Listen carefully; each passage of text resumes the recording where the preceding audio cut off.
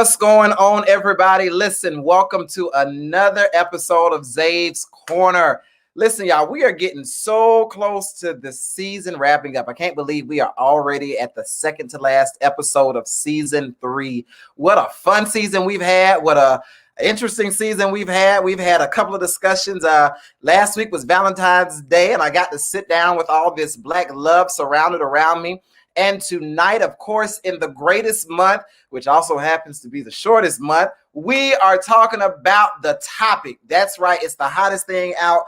Black Lives Matter. Listen, tonight I've got 3 gentlemen who are just great Black men in their communities. They are out here living examples of what it means to be a true Black man in America. We're going to have that conversation, man. This is a difficult conversation to have because everybody knows the most traumatized, least respected person on earth is the Black person. But we are here tonight to set the record straight, and we're going to have some of those difficult conversations. So I invite you and I encourage you to hit that share button. Make sure you subscribe so that you're in the know of what we've got going on. Comment, questions, all of that. We need all of that energy tonight as we have this conversation with our community. But before we get started, of course, if you'd like to partner with the Greatness Foundation, we've got 4 ways for you to partner with us. You can PayPal us at greatfoundxr@gmail.com. You can Zelle us at 404-435-3089. You can make checks payable to Greater Love Enterprises, or you can Cash App us at Greater Love 1208. And listen, we appreciate all the support today. We actually just got a shipment of about 4 or 5 boxes of donated clothing. So we're getting ready to go ahead and take those down to one of the middle schools that we partner with to support their shelter that they have in the school. So we're always so grateful for those that are looking to partner with us and help us make a greater impact in the community around us. Listen, next week is our season finale. And I am sitting down with Black America's funeral director, none other than Mr. Willie A. Watkins. That's right. I'm going to be sitting down right there in the West End with Black America's funeral director, Mr. Willie A. Watkins, and we are going to end this season in Black History Month with a legend himself, the king of funeral service, the man, the GOAT, the great, Mr. Willie Watkins. So make sure that you are back here next Sunday at 7:00 p.m. As I'll be sitting down live and in person with Mr. Watkins, who also happens to sign my check every 2 weeks. So be sure that you tune in and that you are a part of that conversation as well, because we've got some questions to ask. As you know, Mr. Watkins has actually just buried 3 Atlanta legends within the last year. So there's a lot for us to unpack. And being a multi-millionaire, we need to kind of get some secrets to success. And so we're going to wrap Black History Month up with the GOAT himself, Mr. Willie Watkins. Listen, like I said, tonight I'm sitting down with 3 brothers as we discuss Black Lives Matter. We're going to dissect this. We're going to take it back. And then we're going to talk about going forward and where we need to go and how far we've come. So without further ado, man, I'm going to bring out these gentlemen. I'm going to let them introduce themselves. This brother I met actually as I was coming into school. He was already out of school, but he's a pillar in his community, and I'm going to go on and bring him out. What's going on, Doc? How are you, man? Hey, good evening, Zave. How are you, man? Pleasure to be with you this evening. So glad to have you, man. Listen, won't you tell everybody your name, where you're located, and what you're doing? Hey, everybody. I'm so glad to be with you this evening. I'm Pastor Demetrius McCoy. I'm the senior pastor of Word of Life Christian Church. I'm the husband of Mariah and the father of Demetrius Jr., and I serve in my community through various organizations. I love helping people is what I'm called to do, and I'm glad we're going to get into this discussion tonight. Awesome, man. Listen, well, Pastor, I'm so grateful to have you, man. You are an inspiration, and I can't wait to dissect, man. I can't wait to hear what's on your mind, Doc. Let's give it to the people. Amen. Let's do it. Awesome. Now, this brother right here, I actually, we're in the same church organization together. So we enjoy hymns, but we also enjoy being a voice to the people, especially in our generation. This brother is a powerhouse. I'm always amazed by the conversations that he's able to have on his social media platforms. And plus, he's just a real chill guy. I can't beat him in basketball, but in my head, I like to try to believe that I can. But let me go on and bring him out while I'm out here talking trash. What's up, man? What's going on? Hey, man, listen, in my head, I beat you like 3 times. Realistically, I'm not going to try. Yeah, that's never going to happen. Listen, man, tell everybody your name, where you're located, and what it is that you're doing. So my name is Gazia Uzendu. I go by Uzendu, my last name. I'm located in St. Louis, Missouri, and I just switched jobs. I was a Walgreens pharmacist, and now I'm a clinical pharmacist at Children's Hospital in St. Louis. Hey man, and we love to see Black excellence always on the rise, man. Congratulations on the job. That is a promotion for you in the sense, and so we love to see it, man. Keep going out here and showing the world that Black men can be doctors too. We love to see it, man. Thank you. So glad to have you, brother. And like I said, one day we're gonna see about that basketball thing, just not today. Listen, man, and this gentleman that I have here, Doc, we met a couple of weeks ago when we both were standing on the corner of Auburn Avenue praying for our senators, the Right Reverend Dr. Raphael Warnock and our good brother, Senator John Ossoff. This man right here, listen, Doc got out there and started praying, man. And I don't know if heaven stood still or the clouds rolled back, but he was calling it down, man. And so I had to bring him on board because when we started talking afterwards, just the life and the wisdom that he had, man, it was so profound. And so I needed him here. And so I had to bring Big Brother out. What's going on, man? What's going on? How you doing? Very blessed and fortunate and glad to be on the panel with you inviting me, Brother Zay, and these pastors and this pharmacist. Black men can be doctors, definitely. Pastor Keith Hammond, pastor of New Generation Baptist Church in historic South Atlanta, writer, some say influencer, but I call myself an activist and advocate in the community that I serve. I'm glad to be here. Awesome, man. Hey, gentlemen, let's get into it, man. Let's talk about it. So we all know that the term or the name or the movement Black Lives Matter is a 21st century movement, right? But the ideology behind Black Lives Matter has been just a generational thought process. When you hear the term Black Lives Matter, what does that mean to you? What is your initial thought? And I don't call people out on Zave's corner. I just let you jump into it, man. But now if everybody gets shy on me, then I'm gonna start calling you out. So when you hear Black Lives Matter, what are you thinking? What is that first thought? What is that thought process like? Now, Zave, you knew having two pastors on here, you weren't going to have an issue getting anybody to talk. And then, so I'm going to go on and jump in it. But I'll just simply say that when this movement came about, Black Lives Matter, and you think about it, just the phrase in itself, you have to ask yourself the question, in this America, when have we mattered? In this America, not just when have we mattered, but when you look at the consciousness of this country, when you look at the country itself and how things are put together, are we included? And inclusiveness, and not just equality, but equity. And so these are the things that come to mind when I hear Black Lives Matter, that I don't just need a seat at the table, but if there needs to be a new creation of a table, then let's do that. Wow. Hey, wow. I want to piggyback off that. When I hear Black Lives Matter, I've heard it before. It was called the Niagara Movement, which ended up being the NAACP, the SELC, the National Urban League, the Montgomery Improvement Association, the Negro Improvement Association, Urban League. It's been under several names because Black lives have never mattered. We haven't mattered since we were 3/5 of a person. And we had either we didn't have a soul or we had inferior souls historically. So the term now just kind of solidifies everything out of frustration. When Trayvon Martin was murdered, that Black Lives Matter became the war cry that's transcended into this 21st century. And it's interesting because Doc, you started listing some of the previous organizations that are actually still in existence, the NAACP, the SCLC. When we talk about the organization, though, we have to be conscious because Black people, we've got this thing about us where if it's not going my way, we've got to go this way, right? I'm going to pick up and I'm going to take people away from this movement and start this movement here. Do you believe where we are right now is a segregated movement, or do you believe we're finally coming to a place where it doesn't matter who's the leader? What matters is our purpose.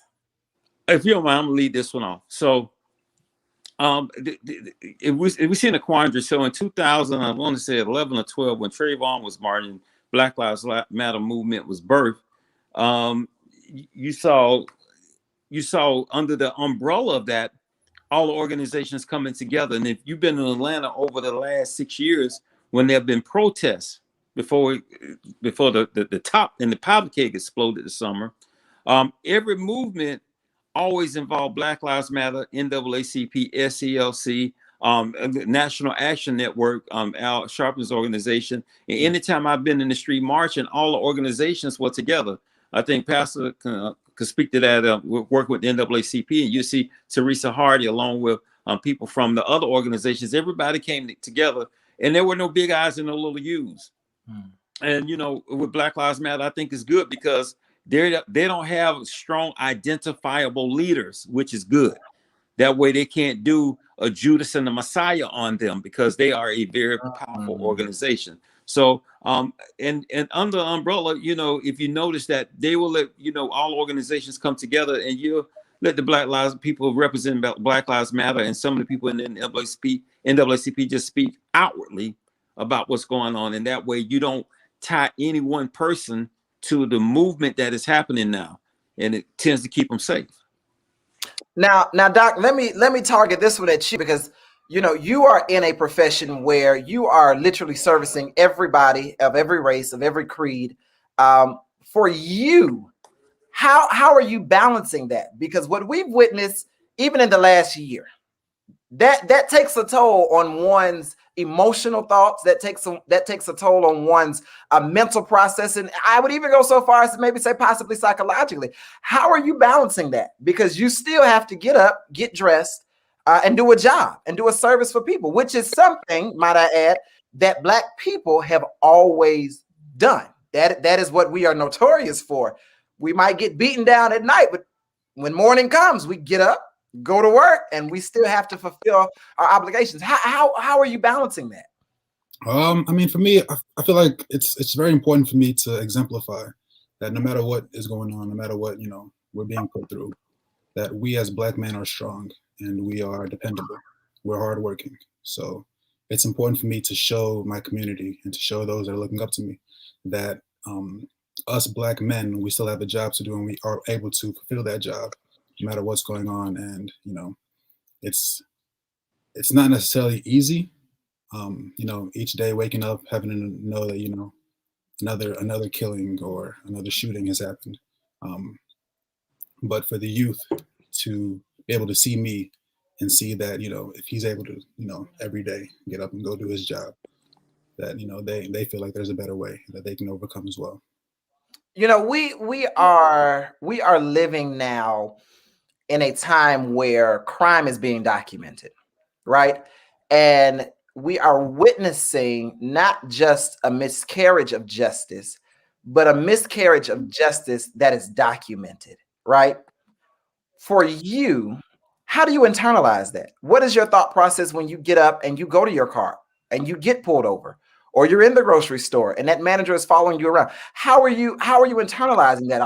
What is your anxiety like? Because what we don't want to do is we don't want to negate the fact that this isn't just happening to the names that we know. This is an everyday affair.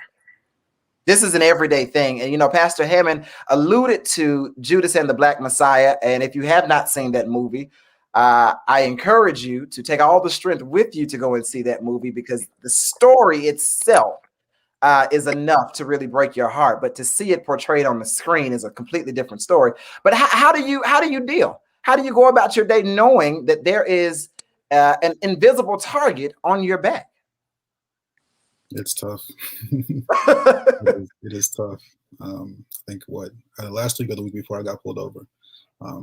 Last year I got a sports car, so I don't necessarily drive the speed limit anymore, which is not good. But I got pulled over for yourself.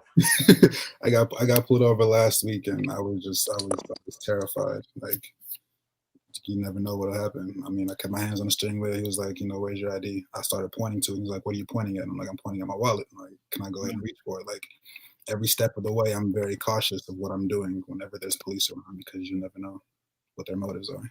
I'm not saying that every cop is bad, but you never know which one you get.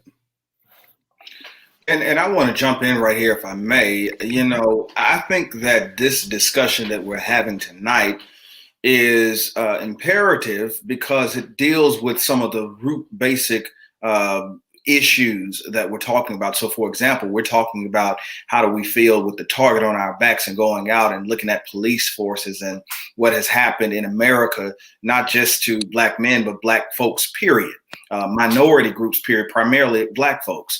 And so then I look at this historic election that has just happened. And so while we look at this election that has happened, my soul is a little bit more happier, I'll say that.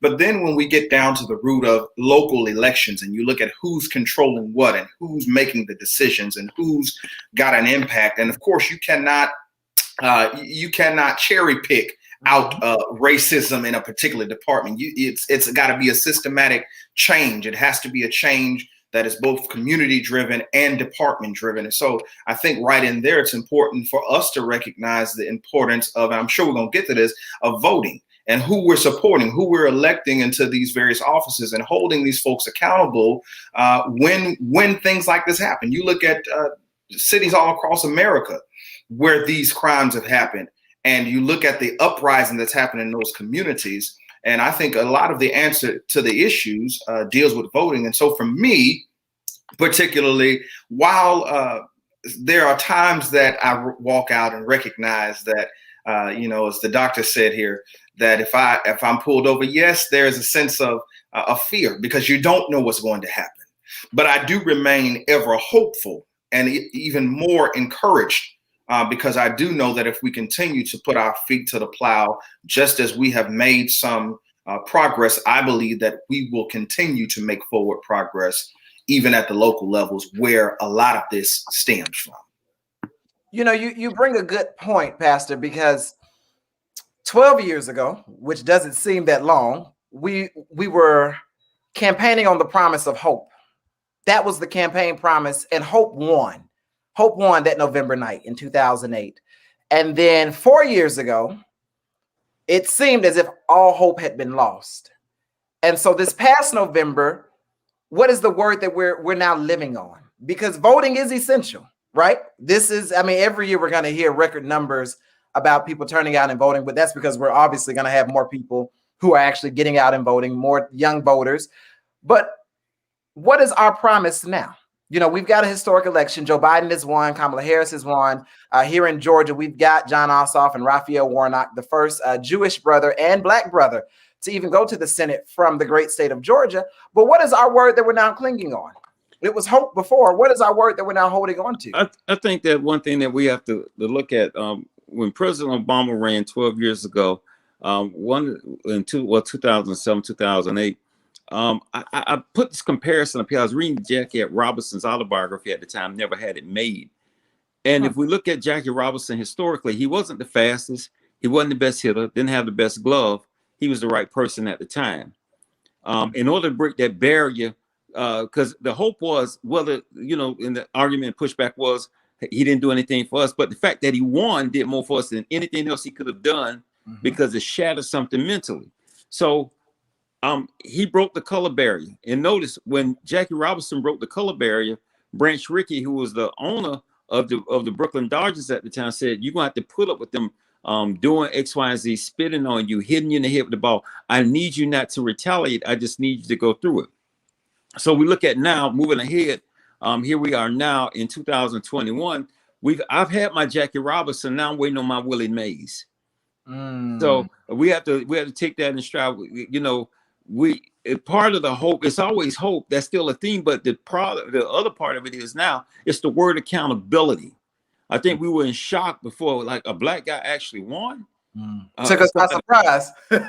Actually won. We were in shock for 4 years, and we didn't even show back up to the polls to vote because we thought we had Superman, and his kryptonite was we didn't give him any backup. We didn't put a Justice League around Superman so he could fight the good fight. So, and then there were, some of the failures there. But here again, now we're waiting for Willie Mays. But the other part of it is we're at the point now where the word is accountability. There were some promises, and now we got to hold them accountable and hold Joe's feet to the fire to fulfill those promises. And it's so important because as we talk about voting, the notion is my vote doesn't matter. And unfortunately, our community has taken to spreading this falsehood that my vote doesn't matter. The system is going to be the system. Talk to me and tell me, what are you telling those that you may know? Because I'm sure you've heard it the way that I've heard it as well. What are you telling them? How are we dispelling this? How are we talking them down from that? Because if nothing else shows that a vote matters, in the reddest of red states, it flipped the entire country and propelled America into a position that she can actually see some change. Talk to me about that. Zay, while we're dealing with the national election and the state election, I voting itself, to someone who says it doesn't matter, to them I say, well, let's dive deep down into it. Let's go down into DeKalb County, where of course DeKalb County helped to put our 2 senators over. But beyond that, let's dive deeper into DeKalb County, where in DeKalb. Oh, of course, but we've been able to provide rental utility assistance and to folks who are not able to survive, and folks who are not. In fact, they just announced last week a $21 million grant program to help folks who are behind on their rent. So if you want to talk about voting and how the vote really matters, when you get down to the basic needs that folks have: water, a place to live, lights, basic things. When you have the right folks in place, then these folks who care about you, the Bible tells us that when the righteous rule, the people rejoice, right? Mm-hmm. So when you got the right folks in place, these types of programs are available. I was talking to another person who's in another state and another county, and of a similar size. And I said, well, do y'all have any programs that's providing rental utility assistance? And they said to me, no, we don't. And so when you talk about the vote in itself, yes, it's important on the national level. Yes, it's important for our senators. But when you get down to the local, some of these basic programs that we were able to give out in District 5 alone, we were able to give out over $1.4 million to nonprofits to make sure people had food, to make sure people had lights. Simple, basic things that people say, well, I'll never see how this impacts me. But yet when this pandemic hit and when folks lost their job, it was certain, things like this that help people to be able to survive. And so I say to them, your vote certainly does matter, because when you have the right folks in, they make decisions that will help you. And we have to be cautious, because a lot of times I think people forget that we have come a very long way. As Pastor Hammond mentioned, when we were only counted as 3/5 of a person, to now even having the ability to vote. That's a long way for us to come, but there's still so much for us to gain. Today we celebrate what would have been the 81st birthday of Congressman John Lewis. And to remember and reflect upon his legacy, you can't help but feel a sense of duty and a call to service to get out and vote, right? But it doesn't just stop there. How are we going to be active in our community? Because once you've cast your vote, that's not the end result, right? That it doesn't just stop there. Pastor Hammond, you and I, we stood on the corner of Auburn Avenue campaigning on behalf and praying more so than we were campaigning for our local government, for our national government. What is it as Black men that we can do to get our community energized and electrified about helping each other? Let me say this. One thing that I found, that apathy don't just rest in the Black community when it comes to voting. Here's the ironic thing. So the insurrection that happened on January the 6th, and some of the main characters and perpetrators of it, they pulled their voting records and found out they hadn't voted. They had not voted in the last 2 elections. So they didn't vote for Trump the first time, and they didn't vote the second time. They didn't vote for anyone. There was nothing on their voter record, and that's the guy who was sitting on Nancy Pelosi's desk, the guy who had the face painted on. None of them had voted. A lot of those who were arrested, they pulled their voting records, had not voted. So apathy don't just rest in our community. Apathy.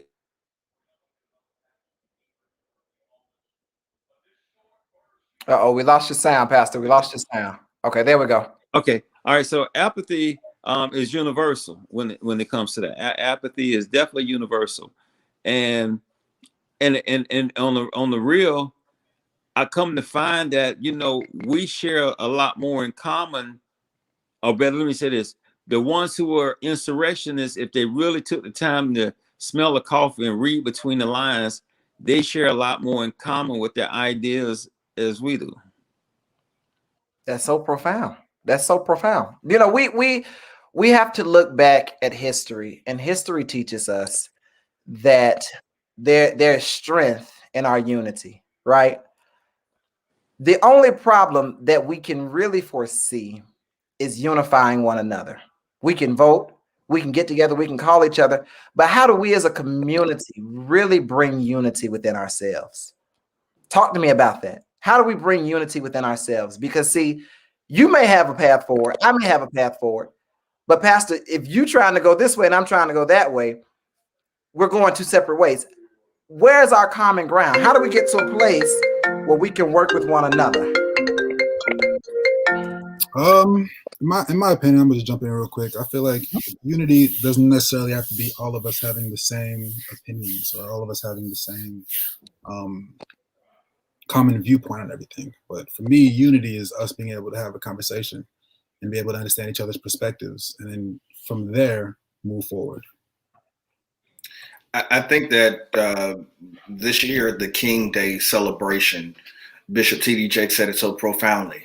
When we get to the place that we understand it's not one of us, but it's all of us, that just because we're looking at different directions doesn't mean we're not trying to get to the same objective or the same ending place. And just because you go one way and I go another way, it doesn't mean that we're not going to end up in the same place. I think that unity requires us to understand that it's not even about us. You know, I look at my son and I wake up and I see my 2-year-old son and I say, well, what I'm doing is for him and for his children, right? I look at the young Black boys in our congregation, the young Black girls in my congregation and in the community. And I say, well, what I'm doing is not about me. It's about them. It's for them. And so I think that when you ask the question about unity, what happens? I think there's a lot of times division comes because as Pastor Keith mentioned, sometimes we're speaking what we think is a different language, but if you sit back and listen, we're really saying the same thing. We're just saying it a little bit differently. And so I think that really comes into play. And what we're talking about is if we're all just willing sort of to just, you know, pull back a little bit and listen to one another, I think that we'll get there someday, as Dr. King told us. You know, we look now, and we've heard the promises of racial equality, and we've heard that consistently. But President Biden has now promised to create an entire commission to ensure that in every aspect of government and in life, that racial equality is at the top. Do you believe him? I do. I do. I have no choice but to believe him. And you know, let's dispel this. Why are we making him an enemy now when he served with President Obama for 8 years? So now we're making an enemy. I'm kind of lost. And secondly, we should take his word for it. Look at the appointments that he put in his cabinet. Kamala Harris, along with one of the most diverse cabinets that's ever been in U.S. history. And day one, he's done some executive orders. So I think we should take him at his word. And if we follow the news, also reparations discussion, the study of reparations is back on the table. We've never been there before. It passed the House, now it's with the Senate. So there's some hope. We got to hold him accountable. So the thing of it is, we got to believe him because we got to hold him accountable to believe him. If we don't hold him accountable, we can't follow him if we don't hold him accountable. Point blank. I think that we also do need to hold, of course, our president accountable, but I also think that we need to make sure that he has whatever support is needed in the Congress to get various things done that needs to be done as well.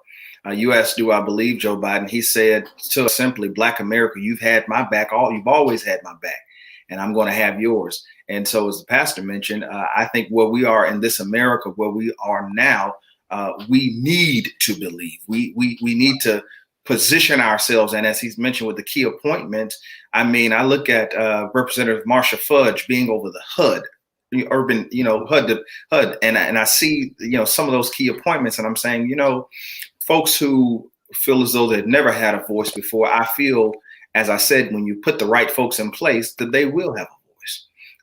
And I'm certainly, we could go down the line of all the appointments that have been made, not of just Black folks, but of folks who understand what minorities, what Black folk, what we have dealt with, what we've gone through here to before and heretofore now. Doc, I want to ask you this question in particular because your parents actually immigrated here to America, correct? From Nigeria. Yes, sir. Talk to me about what it means to be, you got a couple of things going for you, Doc. Talk to me about what it means to be the son of immigrants and to be a Black man in America. Actually, when I finished pharmacy school, and I was starting to work as a pharmacist with Walgreens, I had to sit down with a photographer who was working on a piece called Ain't I American? And I actually wrote a poem about answering that specific question. So I'm gonna go ahead and read that poem right now. I got to pull it up. Title of the poem was Billy George John. It says, growing up, my parents taught me two important truths. Number one was to put God first as a youth. Makes life easier as you get older. If you ever need anything, just lean on God's shoulder. Truth number two was that I was born Black in America. And that fact alone puts me in a certain criteria. See, if Billy gets a 99, I need a perfect score. And if George shows up on time, I've got to be there before. They taught me that I have to always be a step ahead. Do your work early, stay humble, be well read. Go get that degree because experience won't cut it. Whatever bar is set, you have to rise above it. Because when I'm up against John, all we both have is a Pharm D. Most likely, John gets the position before me. So I'm going back to school for a master's degree. Maybe one day, Billy, George, and John will be working for me. So with that being said, they just always instilled in us, me and both my brothers, that education, being humble, working harder than your peers is the only way that we can make it as Black men in America. And that is your poem really puts into words exactly what it is that we have to do, especially the stanza where you said if John gets a 99, I gotta have a perfect score, right? There really is no room for failure. Exactly. That's where the gratitude of Black parents being on you about being educated, about coming home when the street lights are on, right? When we're out trying to run and be rambunctious, but those small things, being kind to people, taking that extra step to make sure that you look presentable, right? Because we're critiqued from every follicle on our head down to the crease in our pants.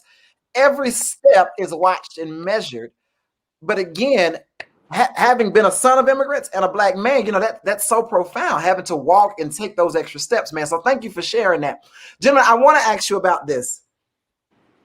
We're here in 2021 in the midst of a pandemic. We have witnessed countless murders of innocent Black lives. In 2021, what is it that you have hope for in regards to Black people? Reparations. I know it's not going to happen in 2021, and not in my sane mind, but I'm hoping that this study will be taken seriously. And if you're Black and you're against it, just keep your mouth shut and take whatever they give you, and you can give it to us if you have another thing I'm really looking for. I'm looking for us to turn a corner, because actually our plight in America reminds me of Psalm 137 when it says, we sat by the rivers of Babylon and wept because we found ourselves in a strange land. They asked us to sing the songs, but how can we sing songs in this strange land? We're strangers in this land. We're aliens here. After 401 years, we're still aliens here, and we still don't fit in. So I'm hoping that at some point they can embrace the fact that this is home. This is our home now, because we don't know our home. Wow. Gentlemen, Pastor, Doc, what is it that you have hope for in 2021 when it comes down to our people? because we got to have something to cling on to. You know, slaves held on to the promise of being free. You know, in the 20th century, Black people held on to the promise of being able to vote. What is it that you have hope for right now? Doc, I'll let you jump in. I mean, overall, I just have hope for, I guess, unity.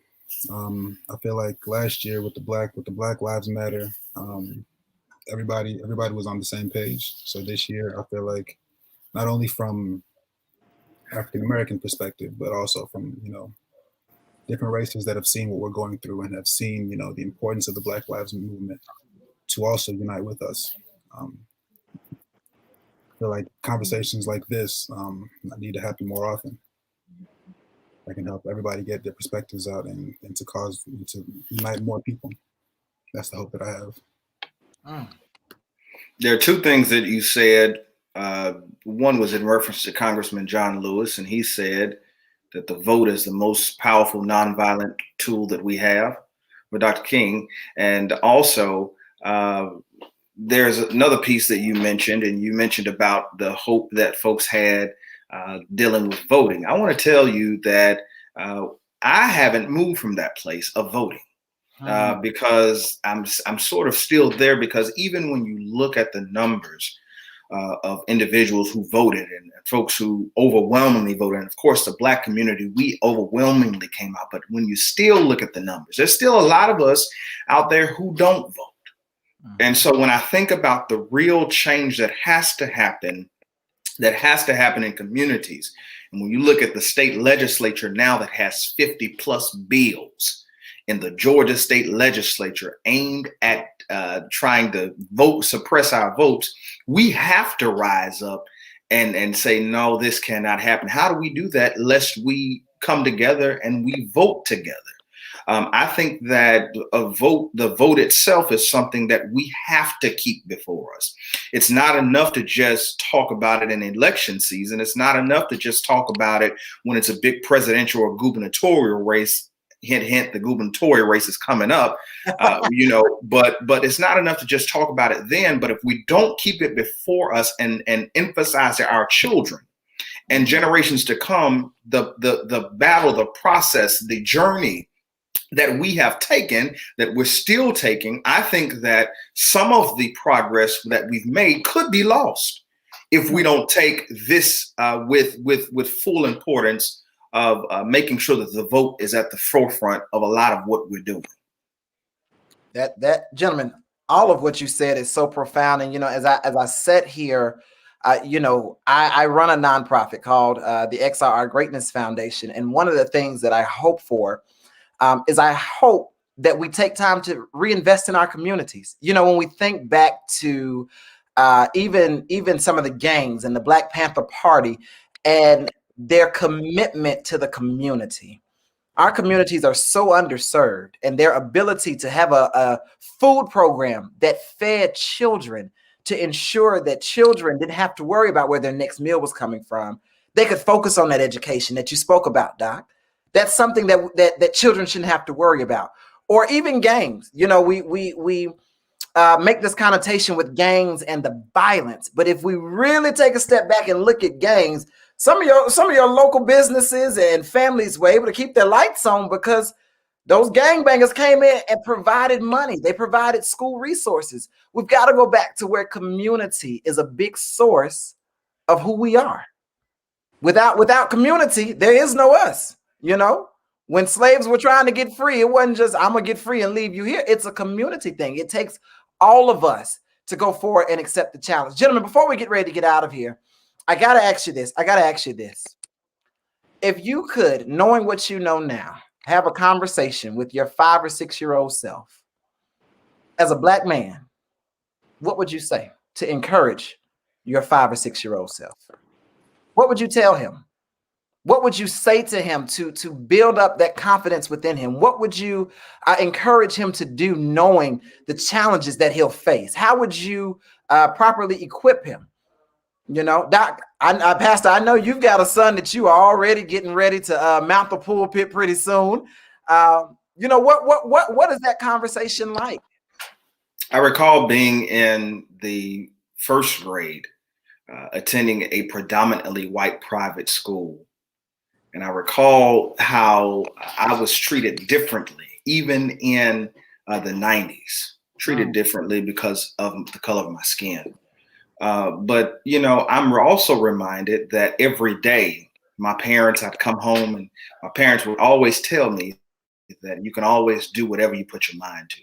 They'd always tell me, don't let anybody tell you what you cannot do. They'd always tell me, son, that greater is he that's in you than he that's in the world.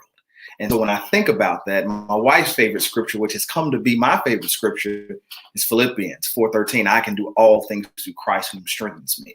And so I would say to my younger self that no matter what life looks like, that you got to keep fighting, you got to keep pressing, because where you are right now is not where you'll always be. I have moments now where I go back to my younger self. And I remember when I was worried in college about what I was going to eat. I remember in college when I was worried about who cared about me, what they thought about me. And I think about where I am now, and I say the things and the worries and issues that I had when I was 15, 21, even 27 are not the things that I'm worrying about now. Now I'm worried about how my son's going to come up. And so I would say to keep fighting against all odds, but also to remember that things change, things evolve, and it's okay. Don't ever hold a mistake against yourself so long that you cannot become what you dream to become. And simply put, I just simply say it's okay to forgive yourself sometimes and move on and grow up into who you're supposed to be. Because sometimes we're holding things against our own self that's keeping us from becoming who we're supposed to be. That's profound, Doc. That's profound. That's profound. That's deep. that's profound, man. I mean, you know that. Go ahead, Doc. I'm not gonna preach on it. I don't back up on the preacher. When the preacher go forth, I let him have it, man. Go ahead, Doc. Go ahead. I couldn't have said any better. I would have said things similar to that. But the one thing that I would tell myself is, you know, just keep God first. Seek ye first kingdom of God.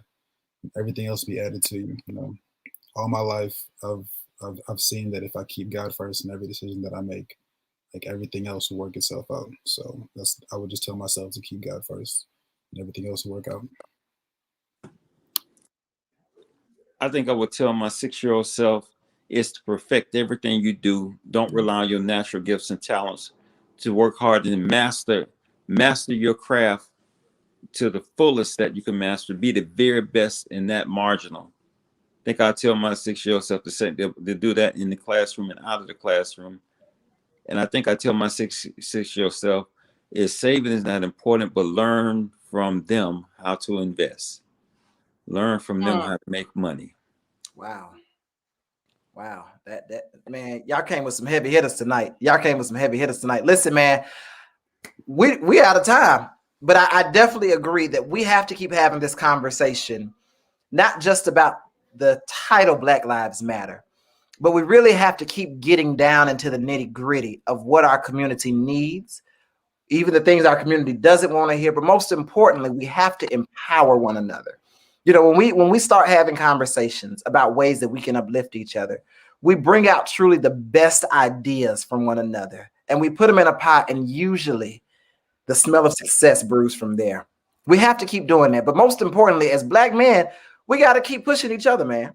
We got to keep pushing each other, irregardless of where we're working at. We're not each other's enemy. I just told a brother that today. I said, man, if I looked at you and I created in my head this idea that you were my enemy, neither one of us would make it to the top, because I've already discounted you as being my brother. If my brother is in trouble, then so am I. And so in order for me to get to the top, in order for you to get to the top, we got to help each other. Just because you work here, you work there. Your calling is to people. Your calling is in the medical field. Your calling is in the community, in the pulpit. Wherever it is, there's a way for us to come together. It's just a matter of us doing it as one body, one unit. So listen, my brothers, I appreciate each and every one of you. I pray that God continue to bless you and keep you and cover you like never before. If we've never needed angels of protection to go before us, we certainly need them now. And if we have learned nothing in the last year, we have truly learned the importance and the precious gift that we have as Black people. I told somebody, you know, there is something about being Black. There's something about chocolate skin that obviously is intimidating. Hershey has made a killing on their chocolate bar. They have literally made a killing on their chocolate bar, and society taking from our culture has made a killing, but we are now watching and realizing that the tables are turning. And as they were saying back in the civil rights movement, we are overcoming, not someday, but today, every day, we are truly overcoming. And so thank you all so much, gentlemen, for being with me tonight. Thank you all for tuning in as we celebrate. We continue to celebrate being Black. You know, Black History Month may be the shortest month of the year, but we're Black 365 days of the year. We just happen to allow other cultures to acknowledge this month. So continue to fight the good fight. Stay in the work, brothers. And I'd love to have you back, man. Thank y'all again so much. Blessings. Thank you for having us. God bless you. Thank y'all. Thank y'all. And to all of our viewers, our watchers, thank you for joining us tonight. Listen, we have to keep pushing. We have to keep going higher, and we have to keep lifting every voice until victory is won. Listen, thank y'all so much for tuning in to another episode of Zabe's Corner. We will be right back here next week for the season finale. I'll be sitting down with Mr. Willie A. Watkins. We're going to end season 3 with the bang. Be sure to like and subscribe. And of course, if you ever are in doubt, as if somebody cares and loves you, always know there's a greater love inside of you, and there's a greater love coming from me to you. Wishing you nothing but a great week ahead. Thank y'all so much for tuning in. Take care and have a good one, y'all.